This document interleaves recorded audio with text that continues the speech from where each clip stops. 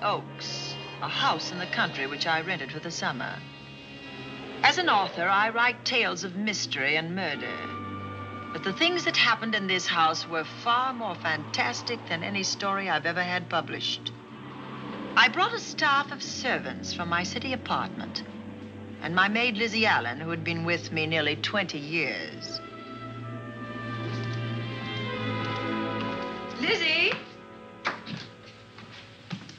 Yes, Miss Cornelia? Is the car ready? It's at the door. Look, Miss Cornelia, them servants you brought from the apartment are talking about walking out on us. Really? Well, I know they don't like it here, but I didn't think it was that bad. Well, they've been hearing things about the killer that the police call the Bat and the murders that he committed here this past winter. Now people are saying that he's back again.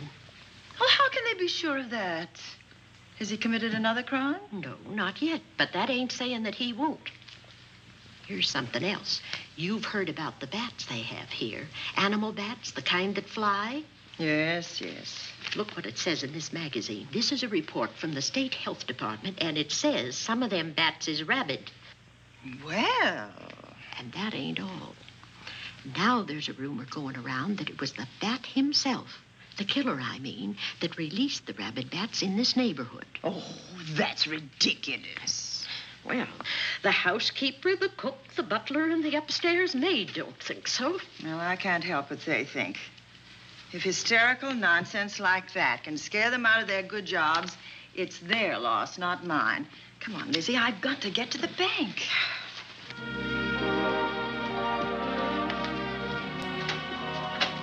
Drive directly to Zenith Bank, Warner. I'm afraid we'll have to hurry. It's near closing time. I'll get you there, Miss Van Gorder.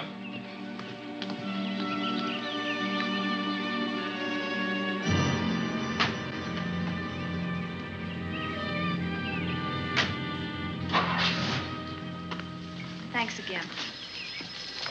Miss Van Gorder. How do you do, Mr. Barry? How are you? I'm very well, thank you. You remember Lizzie Allen? Of course. Hello, Miss Allen. How do you do?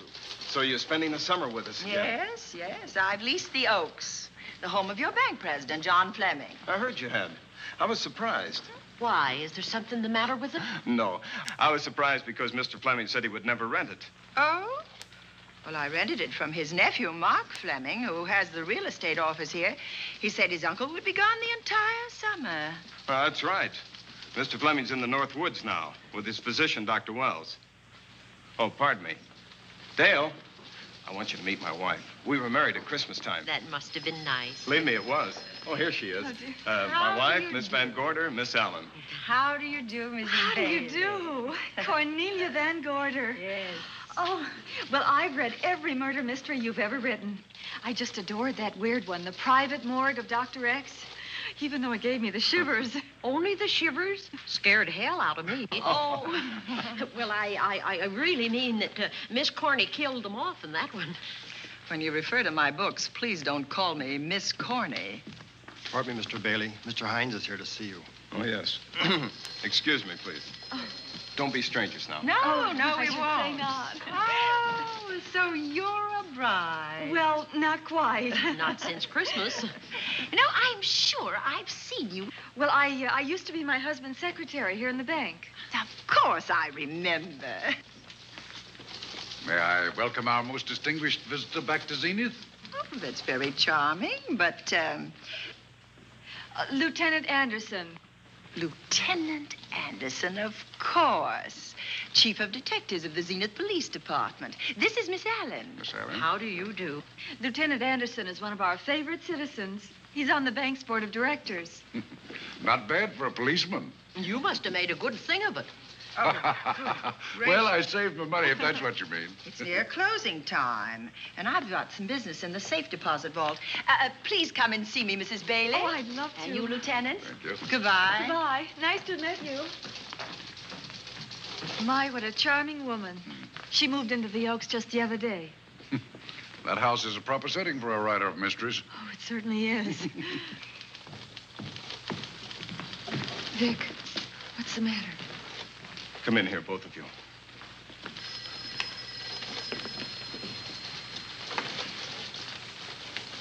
Andy, we're in trouble. Wendell Hines came in to pick up $350,000 worth of bonds that we were holding as collateral for a loan. They were kept in our special vault. Mr. Fleming and I are the only officers of the bank who have access to that vault. So? The Hines bonds are gone. That's not all. Other negotiable securities are missing. From what I can gather, short of a careful check, the bank has been looted of over $1 million worth of securities. You'll have to notify Fleming. I wish I could talk to him. Unfortunately, he and Dr. Wells are deep in the woods. They can't be reached by phone.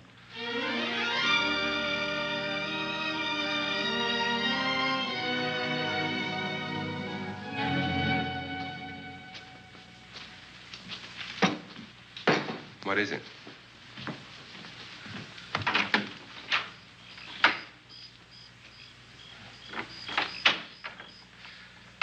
I thought I heard someone on the path coming from the lake. Had an idea it might be that guide of ours. Oh, Sam won't show up until morning. It's a 20-mile canoe trip from here to civilization. 5 will get you 10. Sam has a message for me. I thought you told him at the bank not to bother you. I did, but they'll bother me. Doctor. Yes, John. What would you do for $500,000? Anything short of murder. Why not murder? Too messy. Too great a risk? For $500,000? Yes. I pinched $1 million from the bank. Well, I'm not kidding. I embezzled it. Not that I think you wouldn't do it if you thought you could get away with it. I got away with it. I'm not talking about currency. I took negotiable securities that could be converted into cash.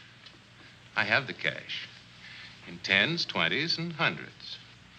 Well, I'm your doctor, not your lawyer. Why tell me this? You'll find out why.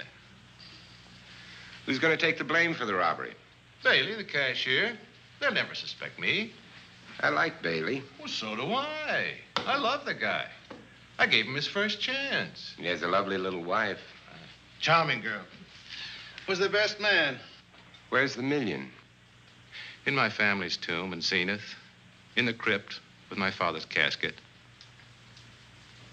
I don't buy that, John. No? No. You forget that I had you in charge when you were a very sick man. When you raved in delirium.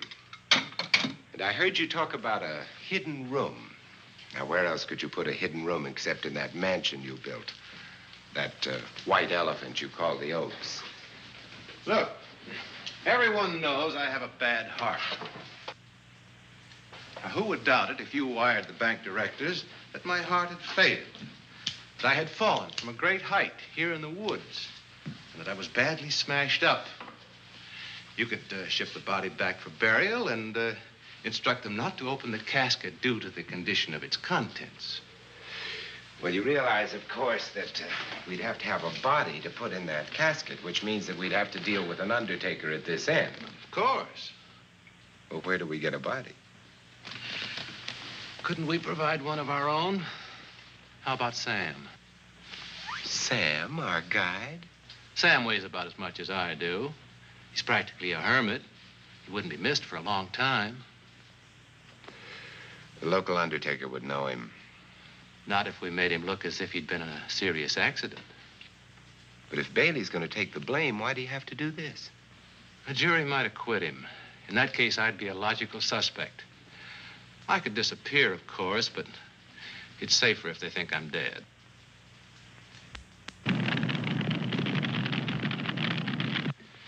What if I don't go for this deal? In that case, it would be too bad. You mean you'd kill me? What else could I do? Now that I've told you about the $1 million, I'd say you were shot in a hunting accident. Now, look, Doctor, if you can find another body instead of Sam's, it's all right with me. There's $500,000 in it for you. I'll do my best. I smell smoke. So do I. What's that noise? Look, Doctor, the woods are on fire. coming this way. We've got to get out of here. Out the back way. We will. As soon as I provide that body we were talking about.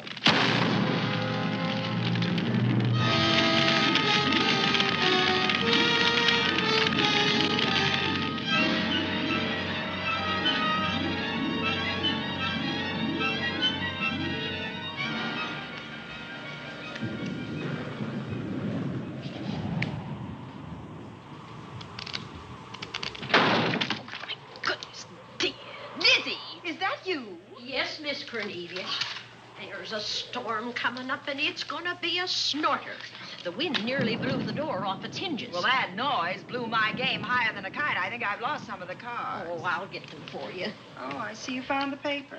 Drat that paper boy, scooting by on his bicycle, just chucked it into a clump of bushes and let it go at that. For land's sake, Mr. Vic Bailey's been arrested. Oh? I think. Victor Bailey, vice president and cashier of the Zenith Bank, was arraigned before United States Commissioner Alvin Fielding, charged with the embezzlement of over $1 million. I can't believe Vic Bailey had anything to do with that robbery. Oh, well, I see our landlord is home again. Landlord? Mr. Fleming. Dr. Malcolm Wells is back in town with the body of John Fleming, president of the Zenith Bank, who was killed in a forest fire. Mr. Fleming will be laid to rest in his family's tomb on Friday. And I hope he stays there. Well, why shouldn't he? Well, this is his house. And ever since he died, some funny things have happened here. For instance? The housekeeper, the cook, and the butler said that they heard strange noises at night. And the upstairs maid swore that she met a man without a face coming up the back stairs. Oh, so that's why they quit and left me to run this place without a staff. They didn't tell you, Miss Corney, but the truth is they was scared to stay. But you're still here, Lizzie.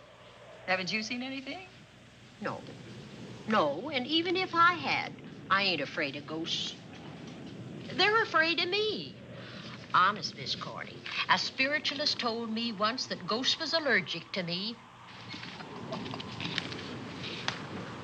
But this Bat feller they keep talking about in the paper, I guess he'd be different. No, I don't think you'd have the same effect on him. Oh, dear.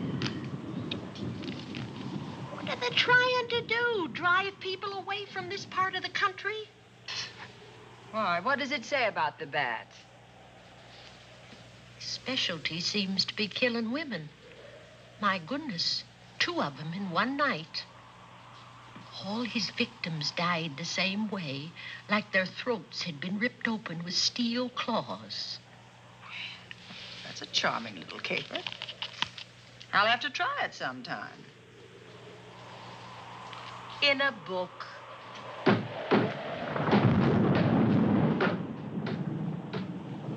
That ain't nothing, just something bumping against the house.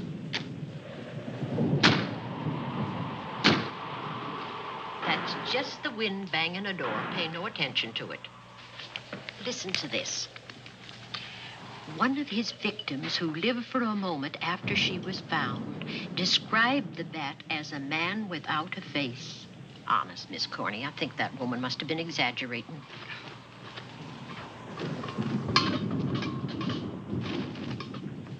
That's just that heavy tapestry at the top of the stairs. I know. I've heard it before on a windy night.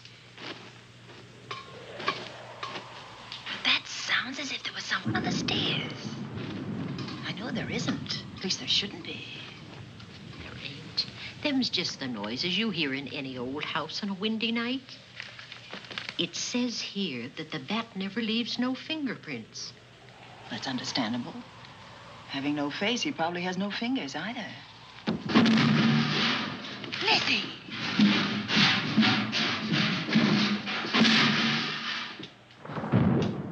And that, I suppose, is the cat dropping its dentures. No, I don't think so. But I think it's something should be looked into.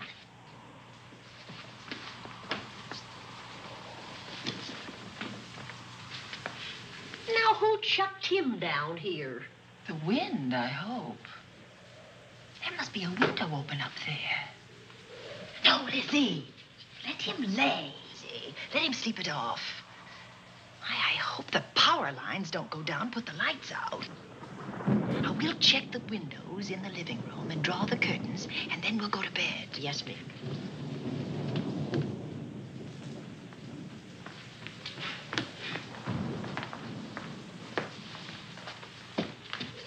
I won't be a minute.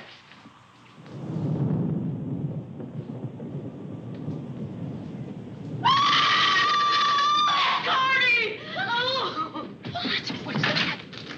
Oh, when I went to get the tape, I turned the latch off. I forgot to turn it on again. He's out there.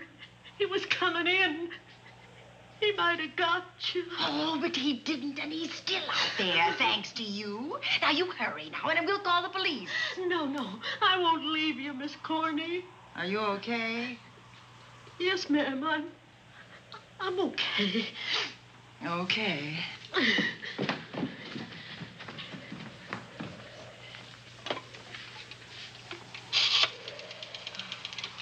Operator? Give me the police department, please. Zenith Police Department. This is Cornelia Van Gorder. I'm living at the Oaks. We know about that, Miss Van Gorder. Just a moment ago, a man tried to force his way into this house. You're not alone there, are you? What about your servants? Well, I have none except my chauffeur, and he's away. He won't be back until the morning. Now, there's only 2 of us here tonight, and we're going to lock ourselves in my room. Now, if any of your men see anything, will you have them call me?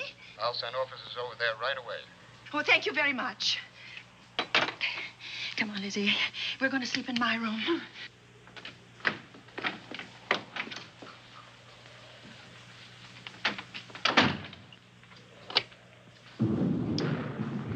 Well, nothing can get at us in this room now. I think this door seems good and solid. Like the door to a tomb.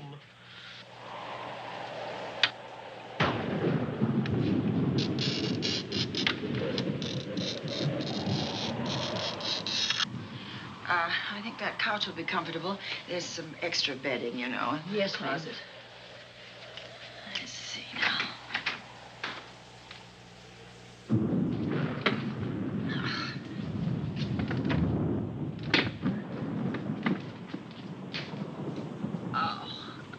Huh? No bolt. Well, that's not so good.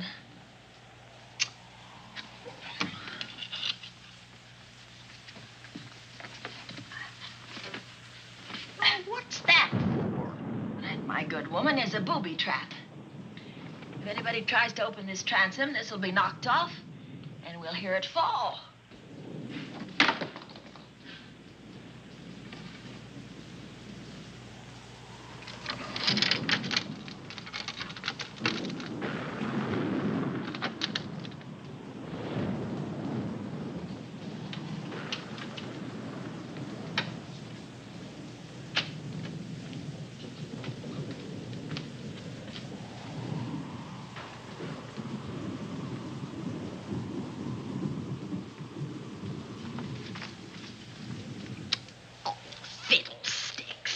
I forgot my night things, my robe, my gown, and my slippers. I'll go get 'em now. Now, wait a minute, Lizzie. I'll go with you. Now, don't you bother, Miss Cornelia. My room's just down the hall. Lizzie, I told you to wait. It's all right. I'll only be a second. Get in here. Get in here.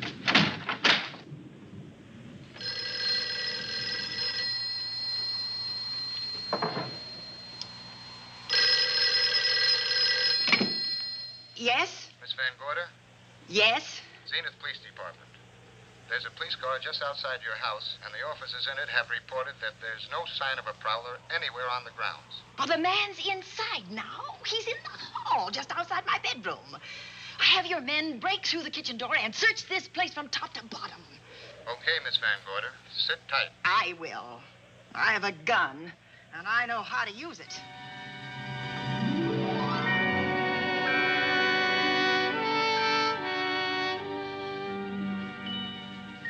Oh, relax.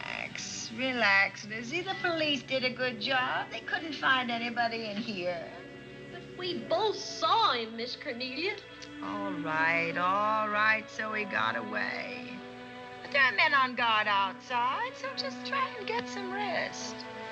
There's nothing can get at us here.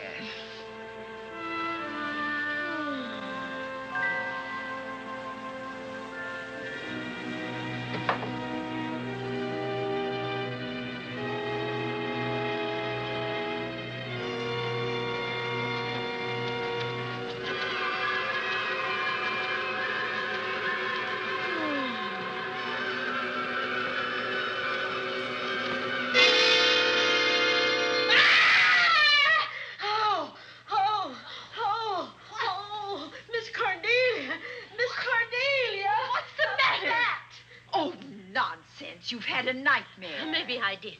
But there was a bat and it bit me. And it flew in that closet. Oh, good gracious, Lizzie, you're right. Oh.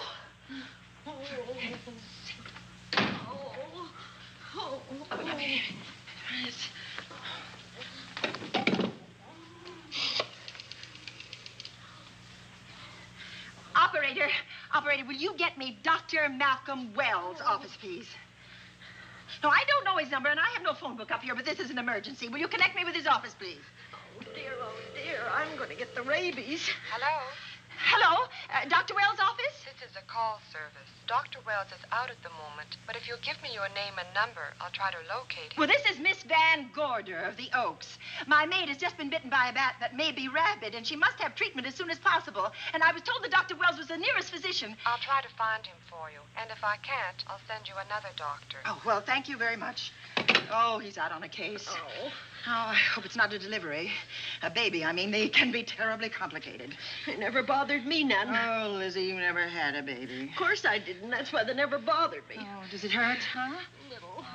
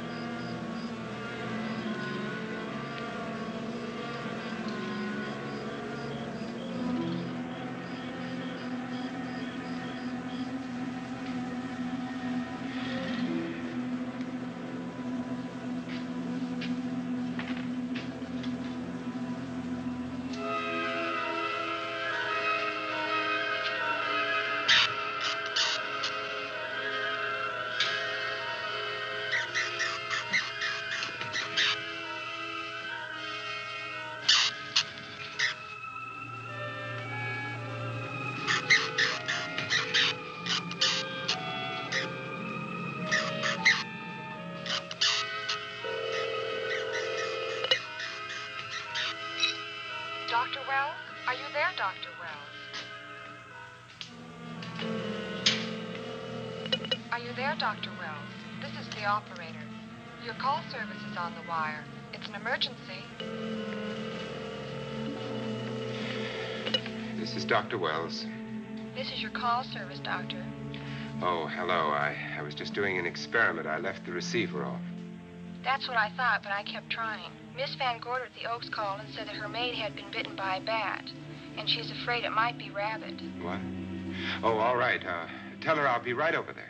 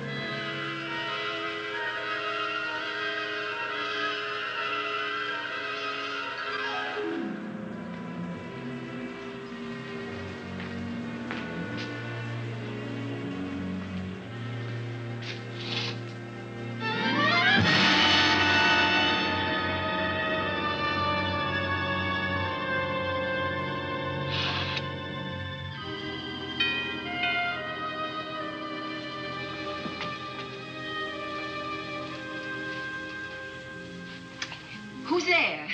Dr. Wells. Come in. Good evening.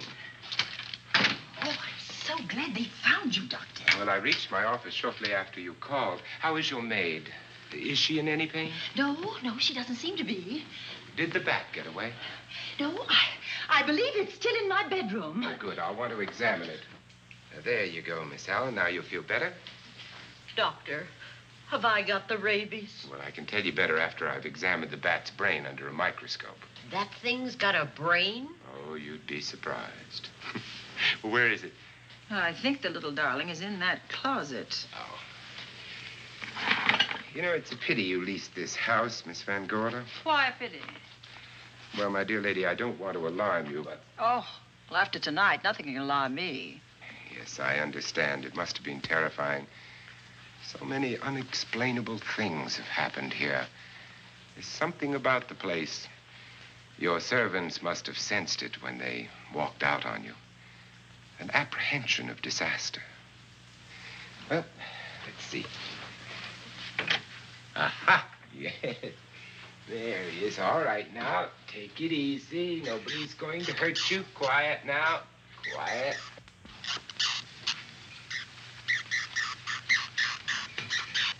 And he looks quite normal. Doesn't seem to be sick at all. Oh, ain't that nice? I've been worried about him. Well, you should be. From his appearance, I'd say that he doesn't have any infection. In which case, you've had a narrow escape. Now, you take one of those tablets I left for you, and I'll guarantee you a good night. And I'll drop in on you tomorrow. Oh, thanks for everything, Doctor. Now, don't worry. I can find my way out. Oh, I know you can, but do let me help you. Oh, don't forget that once I'm gone, you'll have to climb those stairs alone. Oh, I'm all right. I'm armed now. Can you shoot one of those things without shutting your eyes? Oh, Doctor, there are guns in every book I've ever written. I don't write about things I'm unfamiliar with. Lock the door, Lizzie. Good night. Yes, ma'am. Good night, Doctor. Accident? No, the wind blew him down. Oh. I think. Oh. Did you know that young Mark Fleming leased you this house without notifying his uncle? No, I didn't. Well, it doesn't matter now. John Fleming is dead, and Mark's his heir. But if John were alive, he would warn you to leave here, Miss Van Gorder. Really? Yes. It's been a tragic place for anyone who ever lived in it. Well, good night. Good night, Doctor. Who's out there? Nobody you need worry about, Doctor. Oh, it's Andy. Oh. That's right. Oh, good evening, Miss Van Gorder. Good evening, Lieutenant. Somebody sick here? My maid was bitten by a bat. Oh? A rabid bat? Well, I'll know for sure when I get to my lab. I caught the bat. It happened indoors? In my bedroom, yes. How'd it get in? Well, there are many ways a bat could get in a house. You ought to know. I spotted this hole in the window the minute I got here. Why? That's where the two-legged bat got your door open. Miss Van Gorder told me that she phoned headquarters at Zenith. Yes, I phoned twice. The second time was after the prowler got in the house. Weren't you at headquarters, Andy? No, but they contacted me. An officer came and searched the house from top to bottom, but they couldn't find the bat. You better have this window fixed tomorrow. Oh, yes, I certainly shall. Yes, and I'd better be going. I'm due in surgery at 8 o'clock in the morning. Good night. Good night, Doctor. There will be a man patrolling the grounds all night, Miss Van Gorder. Oh, thank you. And nobody inside, Andy? Why should there be? Well, how do you know but what the bat is hiding somewhere in the house? I'm quite sure he isn't in the house, Doctor. Not now. Good night. Good night.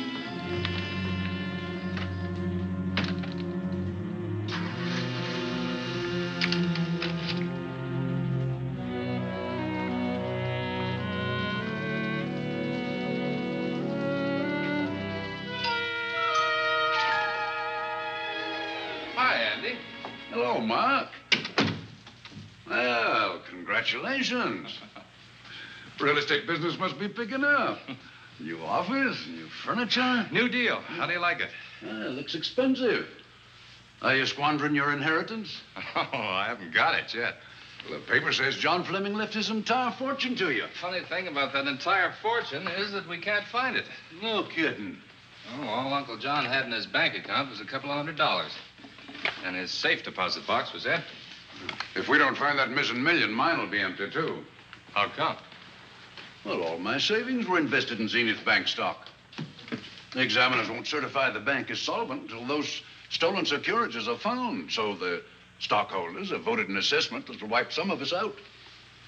It's a since those securities have been converted into cash. And if I can't find that cash, I'm sunk. Well, where are you going to look for it, Andy? Here in Zenith. Your uncle wouldn't take $1 million on a hunting trip, would he? You suspect Uncle John? Why, Andy, he founded the Zenith Bank. That'd be like robbing the family tomb. You think he wouldn't? Well, besides, Vic Bailey's fingerprints are all over the vault. Now, they didn't find any of Uncle John's fingerprints. Because he wiped them off. Can the defense prove that? They'll try to. Judy Hollander, Bailey's secretary, is a defense witness. And they believe her testimony will have a powerful effect on the jury. Oh, well, she has a powerful effect on me. Judy's a doll. Here's the book you mentioned, Judy. It's your newest one. Yes, it's just been published. You can have that copy if you wish. Oh, it's a first edition and you've signed it. Yes, of course. Thank you so much. May I serve tea now, Miss Van Gorder? Yes, please do, Warner. Thank you. Well, I see you've engaged new servants. Yes, of course. Well, how did you persuade them to live in this house? Well, Jane Patterson, my new housekeeper, knows this house better than you do, Doctor. Oh? She worked for John Fleming. And Warner was my chauffeur. Chauffeur turned butler? Yes, it's incredible. He can play any part at a moment's notice. Did you get a plumber, Warner? No, we can't get a plumber for 3 days, madam.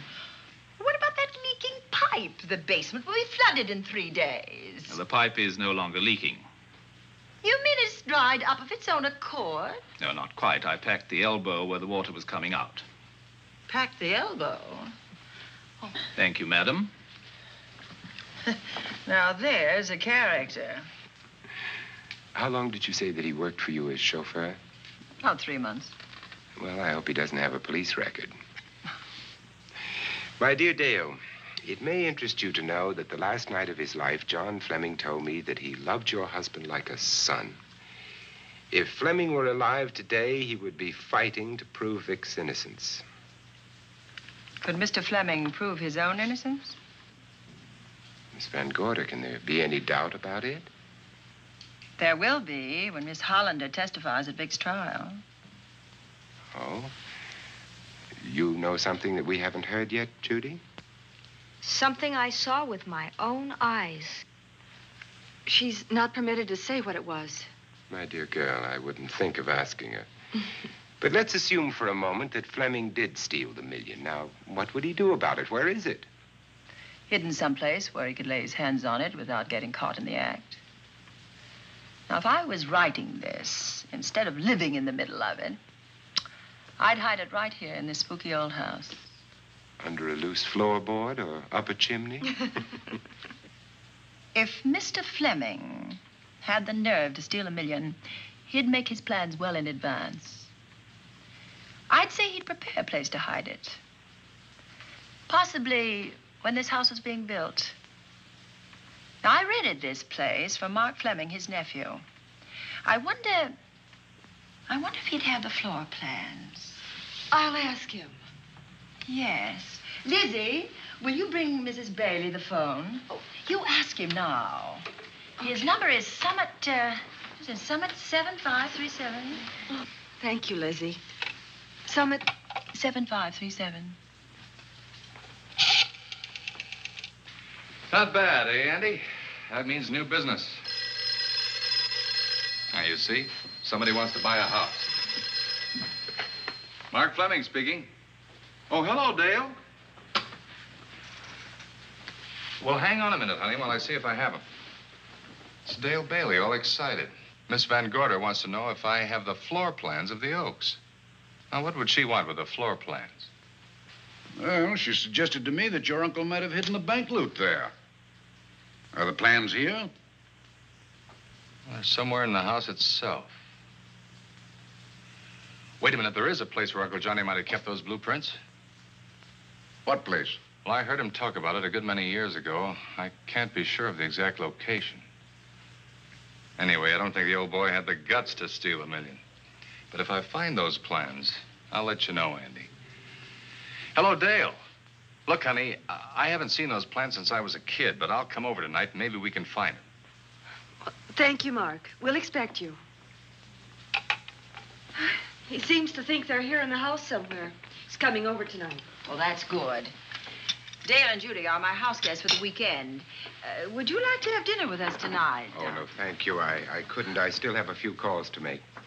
You know, if Judy's testimony is going to clear Vic Bailey and implicate John Fleming, others may get the idea that there's buried treasure in this house. Don't even mention your testimony until you're actually on the stand. Oh, I won't. That's a smart girl, Judy, and a very lovely girl. Well, good afternoon, ladies. Goodbye, Doctor. Dr. Wells. Come on, girls, let's go.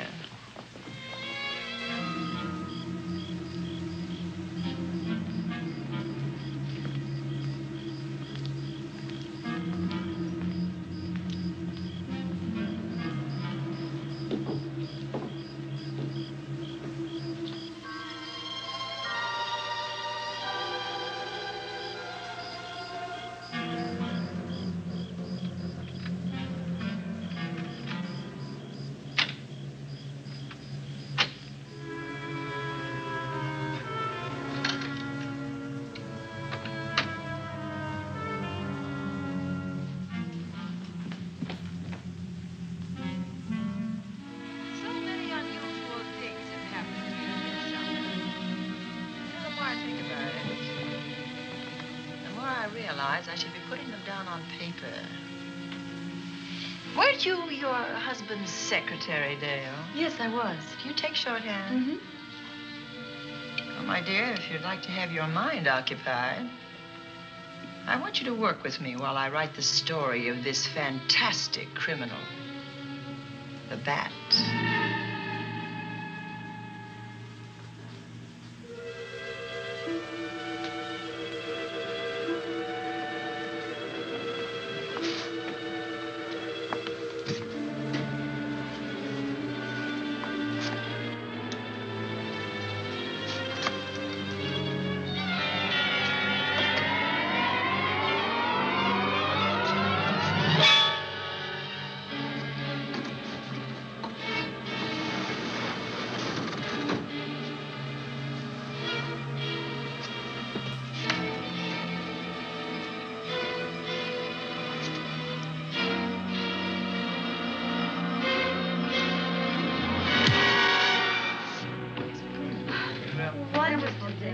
Thank you. It's really nice. Good dinner, Lizzie. As usual. Wonderful. Oh, what a lovely piece of silver. It's an original, isn't it? Yes, they still use them in England for buffet breakfasts. Some hot water in the bottom. Keeps your kippers hot, your sausages, your scrambled eggs. Interesting. It's very useful, really nice.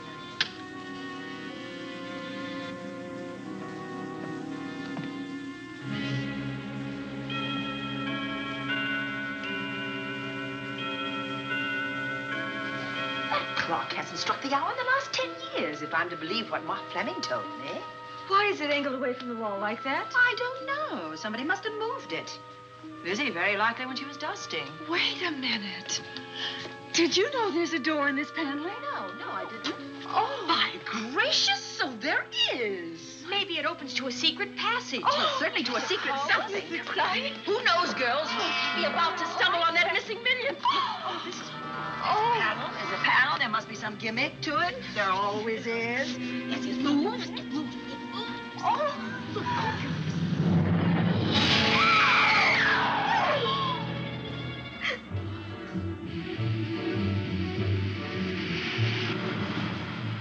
Calling car 11.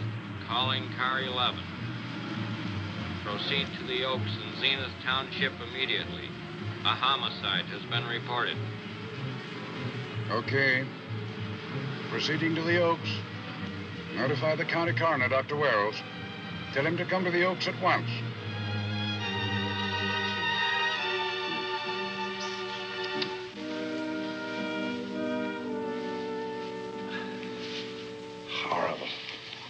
if his throat has been torn by some creature with fangs or claws. That's his sign. We found it on the others he killed. I'd hoped those reports that he was up to his old tricks again were pure imagination, but apparently they're based on fact.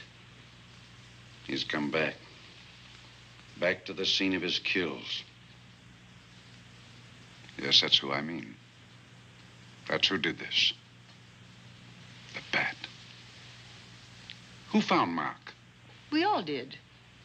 And it's Dale and Judy and I. Lizzie was in the dining room. This is my new housekeeper, Jane Patterson. You know, she worked for John Fleming. I know her. Where were you, Mrs. Patterson? In the kitchen, cleaning up. I cooked the dinner tonight. Did you know that the secret closet was here? No. It was behind the grandfather's clock. Well, it was I who found it, really. Noticed the clock had been moved and the door wasn't quite closed. I'll get it.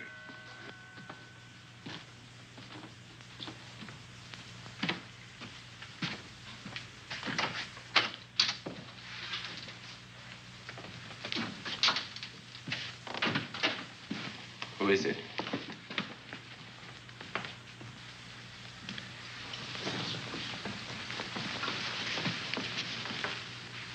Mark Fleming.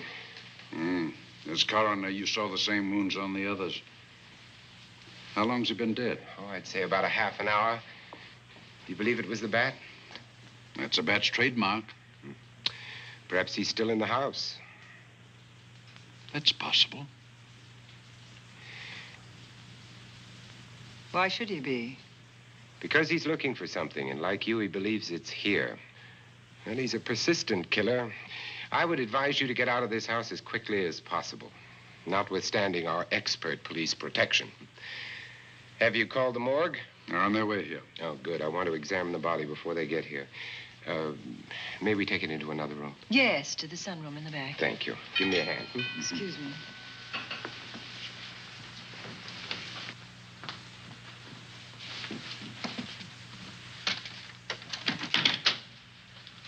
Oh, Warner, where have you been? Well, madam, has it been an accident? There's been a murder. Mark Fleming, the young man from whom I leased this place, was killed here tonight. They know who did it?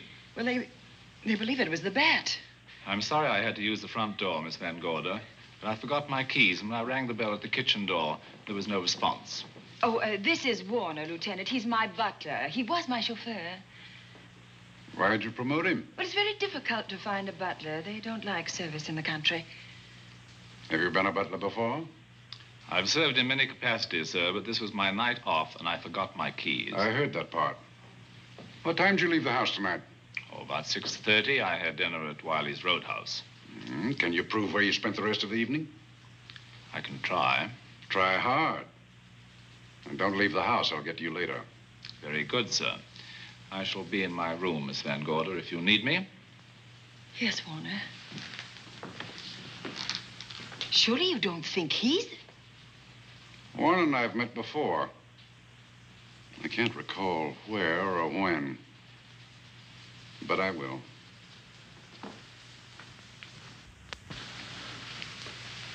There'll be a crew here shortly from headquarters, dusting for fingerprints, taking photographs. But in the meantime, Mrs. Patterson, you aren't leaving the house tonight, are you? No, Lieutenant. Don't. I'll talk to you in the morning. Good night. Good night, sir. Good night, Miss Van Gorder. Dale, I was with Mark Fleming this afternoon when you talked to him about the floor plans of this house. I heard him tell you he was coming here tonight. Dale called him at my request. She told me he was coming. Who else should I tell you that? Judy, Lizzie. And that nice Dr. Wells. Dr. Wells. There are a few killers who kill for the fun of it. The bat very likely is a mental case, and I'm convinced that his crimes are motivated by his mania for personal gain. There's $1 million at large, and he's going to keep on hunting for it until he lays his hands on it. Now, these young ladies are staying here tonight? Yes, they're my house guests. Well, when my crew arrives, we'll be busy for a while, so I'd suggest that we go to our rooms? That's a very good idea. Come on, girls.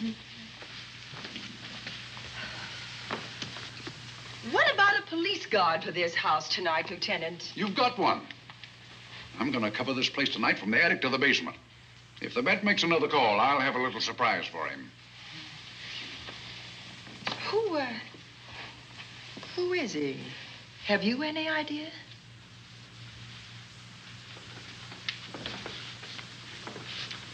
He could be anybody. So far, there are clues to his identity, but nothing we could take before a jury. I'm afraid we must look higher than the criminal world. He may be a merchant, lawyer, doctor, scientist, one of the pillars of his community.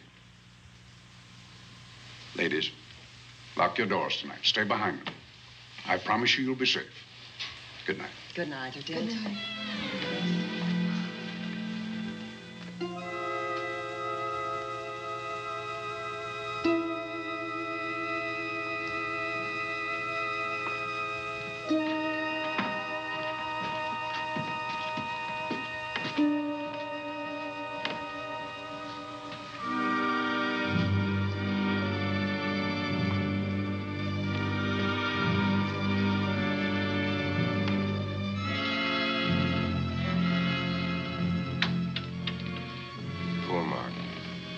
It's a pity. So young. Well, Doctor, do you agree it was the bat? In my report, I shall say the death was caused by the same technique used in the other killings. A paralyzing blow to the throat, followed by severe lacerations of the jugular, resulting in excessive hemorrhage. In a layman's language, he didn't know what hit him. Oh, he knew. But he didn't have time to think about it.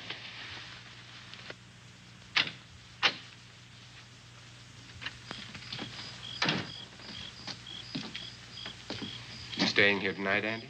Well, until I check the doors and windows, but I'll be back bright and early in the morning.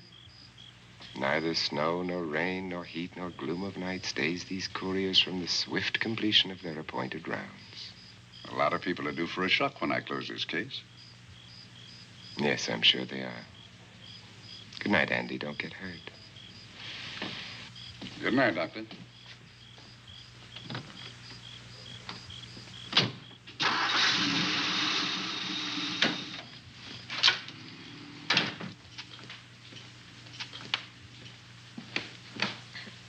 You know, I think we'd better let you get some sleep. Oh, Lizzie and I share this room for mutual protection. You know, one night, a storm blew the wires down, put the lights out, and I went out the next day and bought a half a dozen of these things. You better take one with you, Dale. Oh, thank you. We'll go across the hall now. Are you sure there's nothing else you need? Oh, no. Quite sure. We'll be all right. Well, if anything bothers you, you just sing out, and 2 strong women will come to your rescue.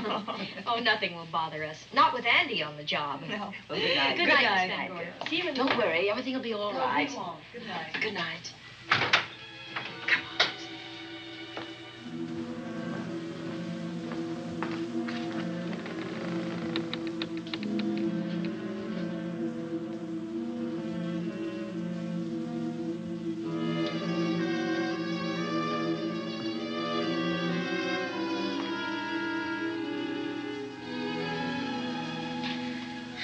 I don't think I'll sleep tonight. Me neither. All I can see is poor Mark Fleming staring at us. I thought that when people died, their eyes closed, as in sleep. Don't think about it. I'll bet you're thinking about it. No, I was thinking of my poor husband sleeping in jail tonight. Oh, Judy, I love him so much.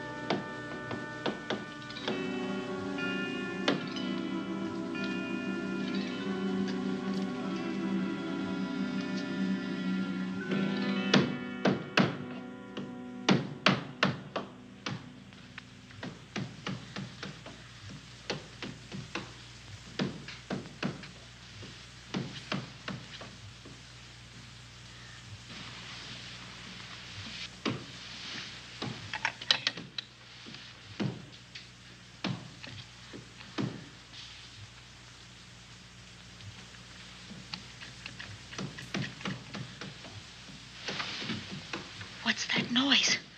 Oh, I don't know. I kind of fell half asleep. For a moment, I thought it was something from a dream. It's somewhere in the house. Yes, on the floor above. Not directly over us.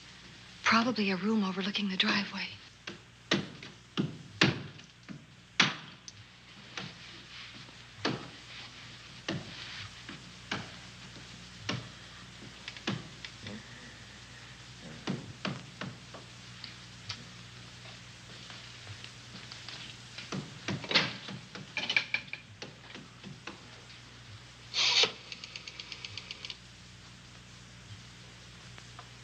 Should we call Miss Van Gorder? She'll hear it. How can she help but hear it? Oh, besides, we don't want her to think we're a couple of hysterical women. Well, I'm about to become one. I've dear. had it for one night. Dale, you're not going out in that hall. I want to know what's happening up there. But Lieutenant Anderson said if we stayed behind our locked doors, we'd be safe. Vic isn't safe locked up in that jail. Suppose that stolen money is in this house. Mark Fleming seemed to think it was. Maybe that's what somebody's looking for.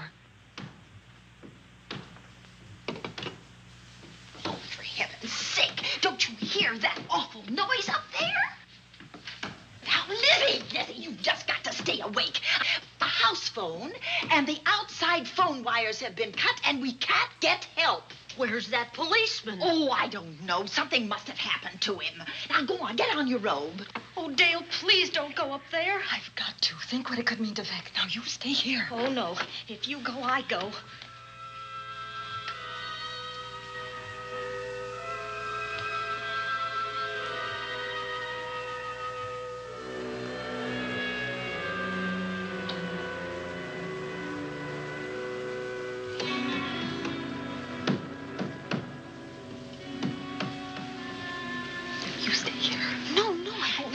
Alone. You wait here. I'm going to see what it is. Oh, please let me go with you, Judy.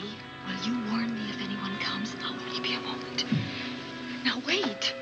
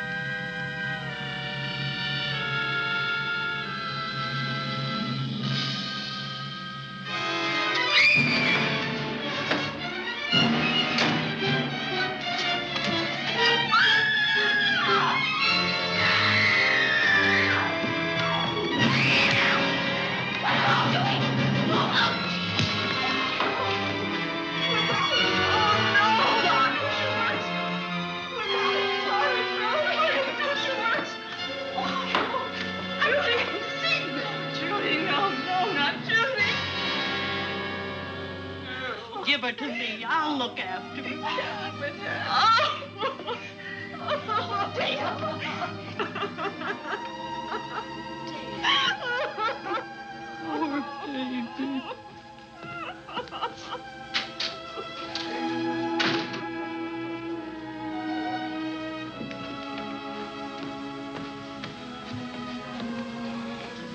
Judy.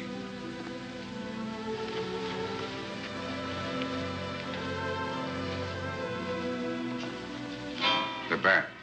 Yes, the bat. He caught her at the head of the stairs. We saw him rushing down the stairs as we came out of the room. I hurled that after him. I hit him, I believe. I'm going to cover this place from attic to basement, you said. Well, what were you covering when that poor child was murdered? Where were you? I saw a man outside in the grounds.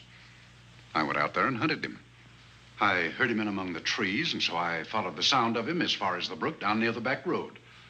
And then I lost him. I'd rather give my own life than have this happen to Judy. But I told you to stay in your rooms and lock your doors and stay there. What was she doing at the head of those stairs? That was my fault.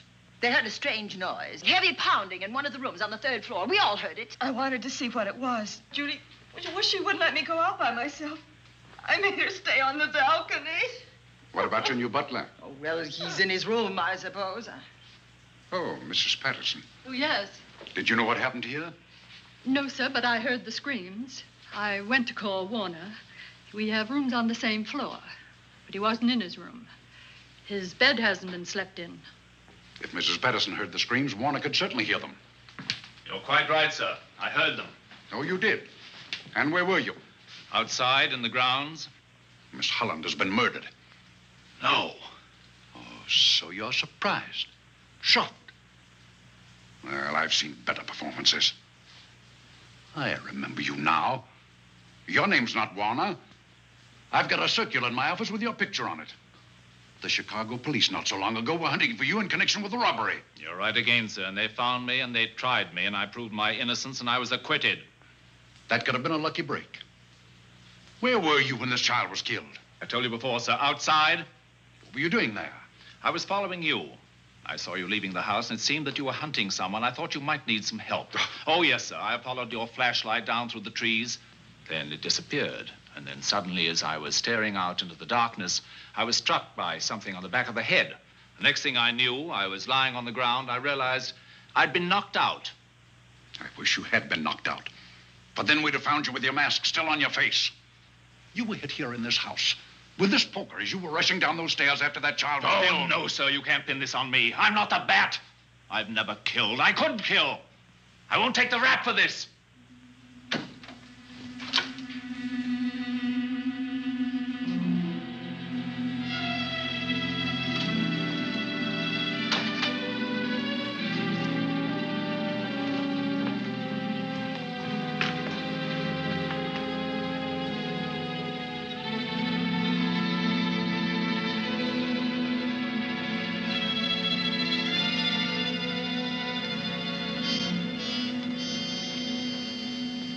Doctor, we have another case for the county coroner. You see, the bat came back. Why did you come back, Doctor? Well, I had an accident about a mile down the road. The right rear wheel of my car came off, and I plunged into the ditch. This was the nearest house, so I came here to call for help. I thought I'd find you around, Andy. Physician, heal thyself. You must have been hit by something on the back of your head. I told you I had an accident. So you did, Doctor. So you did. I could be wrong. But maybe I'm not. We shall see. All right, dear, let's start a new chapter. For days, the murders held the headlines. Lieutenant Anderson grilled us and ransacked the house from top to bottom. Warner was not placed under arrest, but his every move was watched. At night, except for a detective on guard in the house, the police and the reporters left us alone. And on one of those nights, without telling Lizzie or anyone else, I pursued a secret investigation of my own.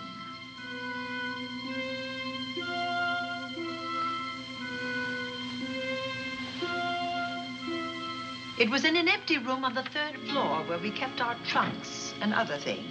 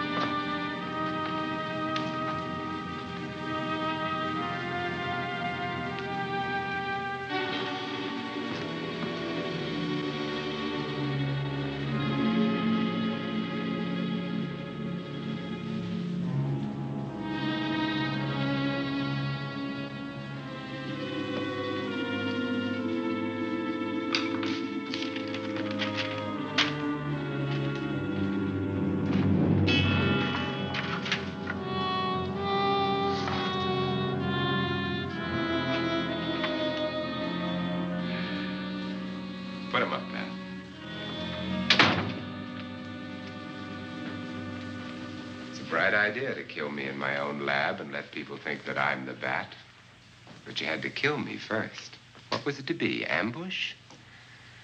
And clever as you are, you're not smart enough to do that. Nor were you smart enough to find the money, though you came quite close to it. But I know where it is. And when you're dead with that sign pinned on your chest, I'm going to collect it and live happily ever after. He destroyed himself. How true that will be. Well, goodbye, Bat. Here's a serum that will heal you whether you're rabid or not.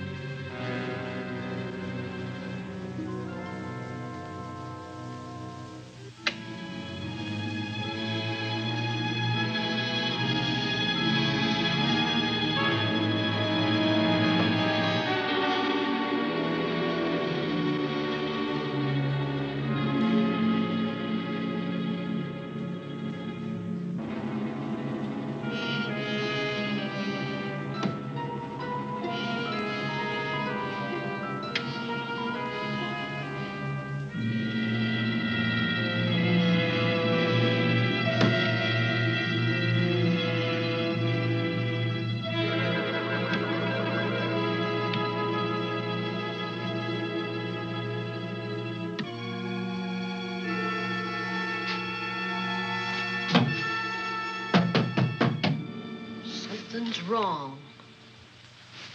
Something's wrong.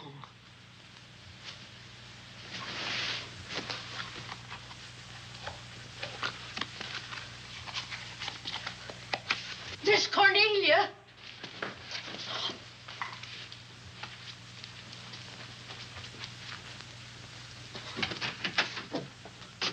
Miss Cornelia.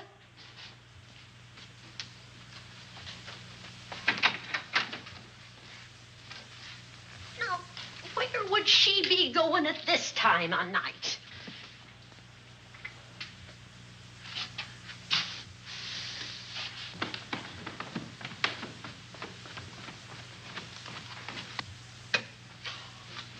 Land's sake.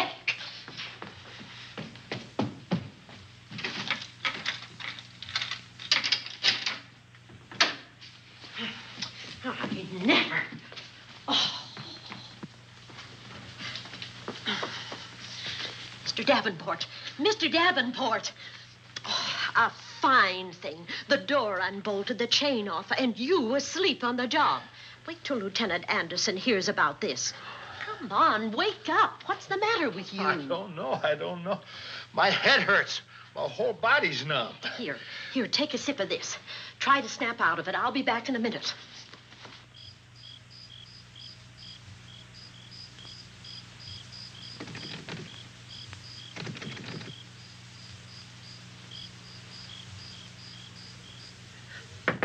Hurry, will you? It's Lizzie. I'm terribly worried. I can't find Miss Cornelia anywhere, and something's happened to the policeman. I don't know what. Get Warner. Bring him to the drawing room. Tell him we need him.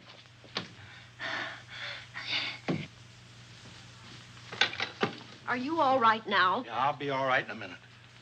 I remember now. I took a drink of wine from that decanter there. Miss Van Gorder told me to help myself. She wouldn't put nothing in it? Well, somebody did. Somebody who knew I was on duty here.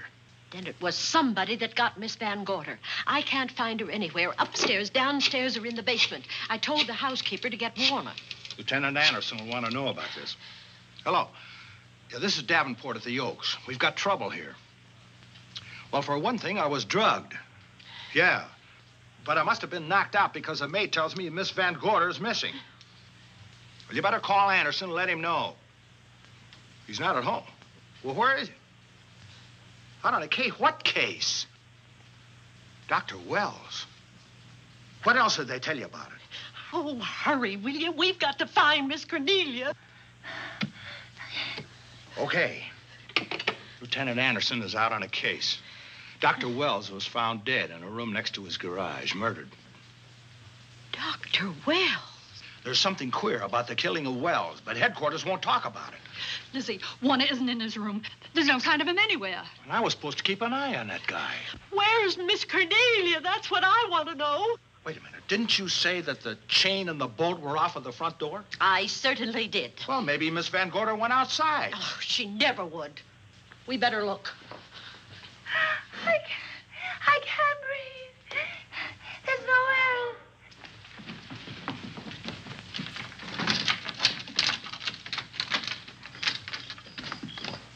Miss Cornelia. Oh, Miss Van Miss Gorder. Cornelia. Miss Cornelia. Miss Van Gorder. Look. There's a light in that room on the 3rd floor. Were you up there tonight? Well, of course I was, but I turned the lights out before I came downstairs. Then Miss Cornelia might have turned them on again. That's where we're going to look first. Come on.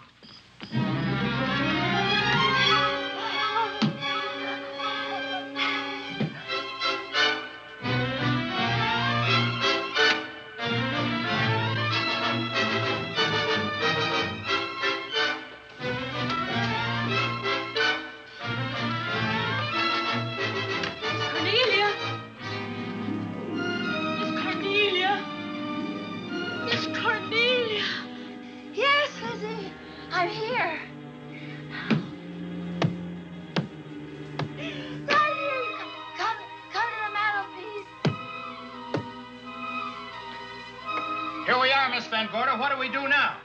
Over the mantel, there are 5 panels. Strike it with your hand.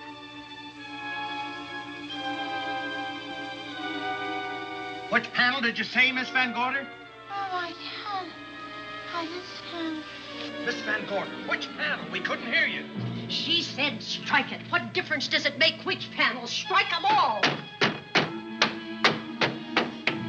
Look.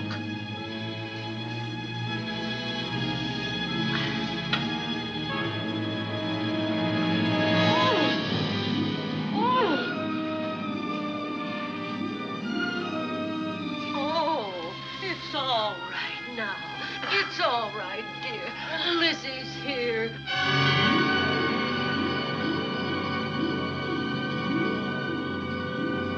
Feeling better? Yes, much better. We'll take you to your room. Oh, no, you won't. I'm going to stay right here. I'm quite all right. Oh, how blessed it is to breathe without an effort. You know, no one knows how sweet the air can taste until someone shuts it off for a moment. That room is just like a box. When the mantelpiece closed, it seemed like all the air was drawn out of it. Look, there it goes again. Let it close. I can open it from in here. There's a control panel behind this blueprint. Electric motor under the trap door here. Once the door is open, you can keep it that way. I believe that the fireplace in this other room opens the same way. And it does. I tried to find this, but I couldn't find it. Yeah, it's back of this blueprint here. Well, it's quite a setup. Too bad we can't open that safe in the same way. Take an expert to crack this box or a shot of nitro. Oh, maybe that's what the bat had in mind. Could be. Seems he's on the prowl tonight. Miss Van Gorder, Warner has disappeared. And Dr. Wells has been murdered. Dr. Wells? Lieutenant Anderson's on that case right now. Well, does he know what happened here tonight? They got word to him. He'll be here any minute.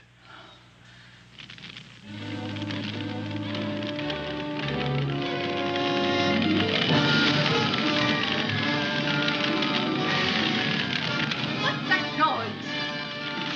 Miss Van Gorder, the garage is on fire. Scott, look at that. Lizzie, put that light out in the other room. Now, where are you going? To report the fire. Well, you just stay right here. But Miss Van Gorder, the garage. Well, let it burn. You watch the stair. Can't you see that fire was set to get us out of the house? Out of the house? Were you talking about the... Yes, I'm talking about the bat. Now that the lights are out, he'll think his trick has worked, and we've gone. He'll be here any minute. Well, so will Lieutenant Anderson. I hope so, but the bat will be here first. And he'll kill again if we're in his way. We've got to be as clever as he is.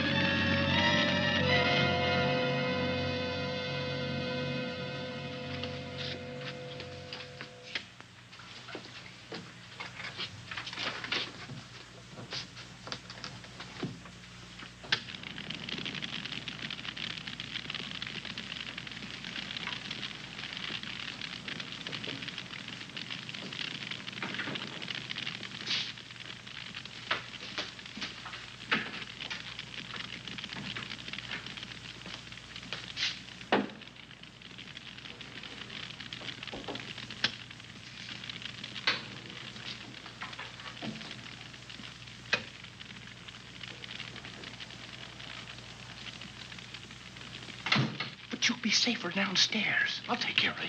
Well, the others can go, but I'm going to stay right here. All right, but get out of sight.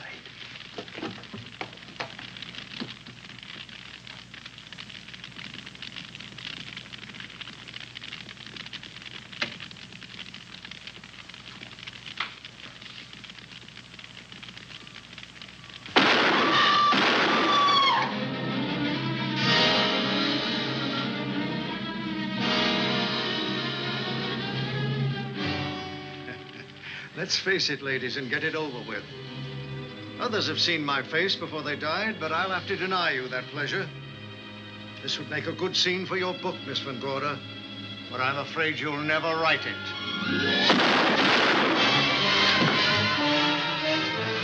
That is Warner. I could tell. You misjudged me, Miss Ellen. Warner!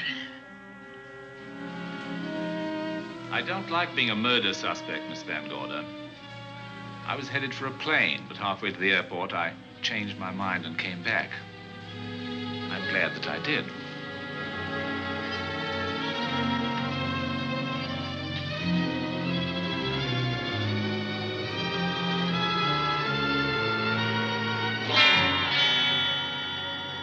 Why, it's Lieutenant Anderson.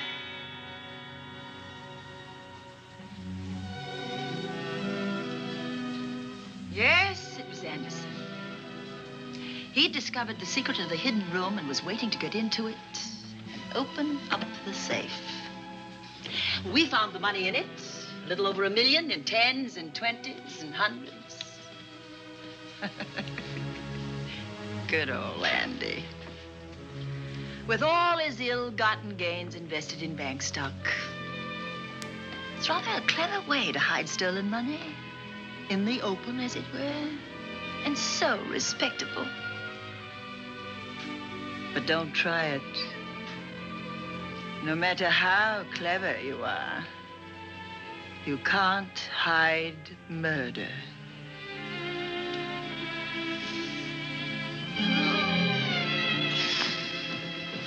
Well, that's it, Dale. That's the end.